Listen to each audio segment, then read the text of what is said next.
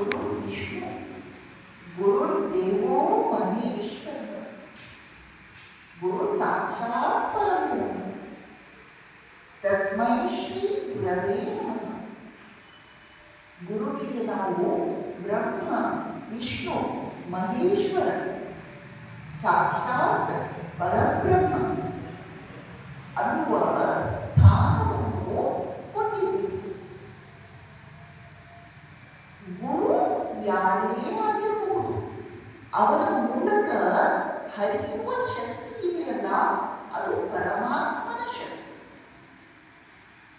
ಆದ್ದರಿಂದ ನಿಜವಾಗಿ ಹೇಳಬೇಕಂದ್ರೆ ಗುರುಗಳ ನಡುವೆ ಭೇದ ಭಾವ ಇಲ್ಲ. ಗುರುಗಳ ನಡುವೆ ಭಿನ್ನಾಭಿಪ್ರಾಯ ಇಲ್ಲ.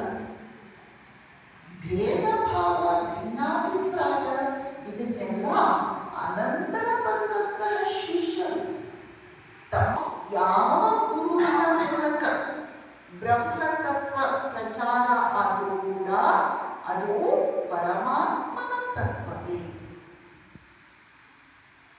ಆದ್ದರಿಂದ ಎಲ್ಲ ಗುರುಗಳಿಗೆ ನಾವು ನಮ್ಮ ನಮಸ್ಕಾರವನ್ನು ಸಲ್ಲಿಸಬೇಕಾದದ್ದು ನಮ್ಮ ಆದ್ಯ ಕರ್ತವ್ಯ. ಕಲ್ಪನೆ ಮಾಡ್ತೇನೆ, ಒಂದು ವೇಳೆ ಗುರು ಮತ್ತು ಗೋವಿಂದ ಇಬ್ಬರೂ ಬಂದು ನನ್ನ ಮುಂದೆ ನಿಂತ್ಕೊಂಡು ಅಂತ ಅನ್ಕೊಳ್ಳಿ.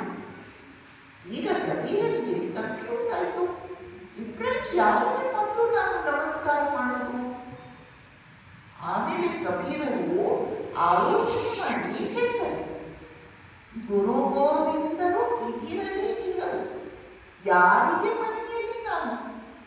ಶ್ರೀ ಗೋವಿಂದನ ತೋರಿದ ಗುರುವೇ ಪೂಜ್ಯನಲ್ಲವೇನು ಕಬೀರ, ಪೂಜ್ಯನಲ್ಲವೇನು? ನನ್ನನ್ನು ಭಗವಂತನಿಗೆ ಪರಿಚಯ ಮಾಡಿಸಿಕೊಟ್ಟವನು ಗುರು.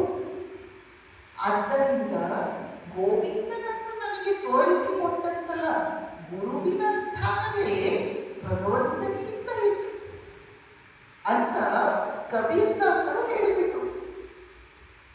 ಕಬೀರದಾಸರು ಇನ್ನೊಂದು ಕಡೆ ಹೇಳ್ತಾರೆ, ಸದ್ಗುರು ಮಹಿಮೆ ಅನಂತ.